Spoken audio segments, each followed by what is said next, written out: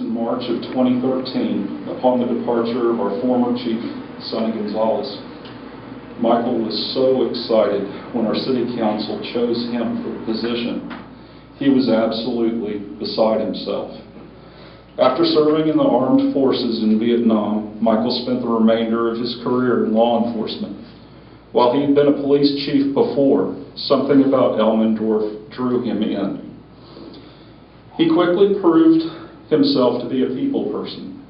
He patrolled the streets almost constantly, always stopping by and talking to the people if they were out and about.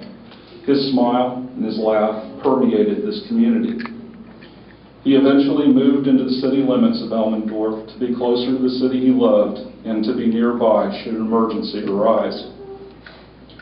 While he was one of the friendliest people to have ever graced a badge, he took his job seriously, and it was that dedication to service that eventually led to our losing him to a senseless and violent act. 1 year ago today, Chief Michael Pimental was gunned down in the street attempting to serve a misdemeanor warrant.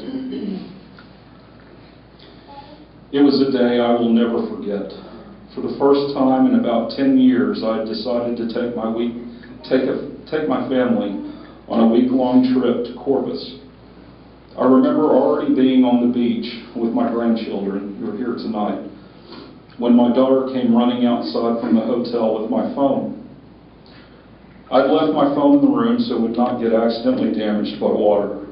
My daughter said, "Daddy, someone has been blowing up your phone." I looked down at the missed calls and saw that I'd missed about a half dozen calls from Sergeant Jason Burchett. I quickly called Jason back, and the words he spoke to me did not even seem real. "The chief has been shot," he said. Those words sounded so unreal, they would not immediately process in my head. By the time I had talked to Jason, he had already made it to the scene, and they were preparing to transport Michael by airlift to the hospital. I asked Jason if Chief was okay.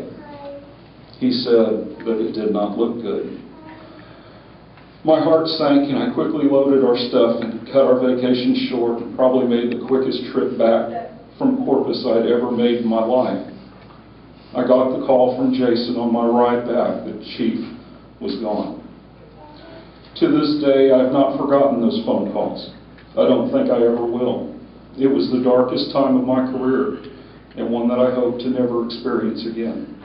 Michael Pimental was more than our chief of police. He was our friend. He was my friend. And I miss him dearly.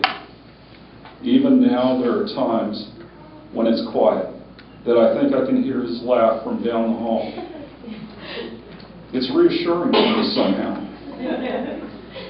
Chief Pimental sacrificed his life to protect this city, this community that he loved, and I, for one, will never forget that. It is a debt that can never be repaid.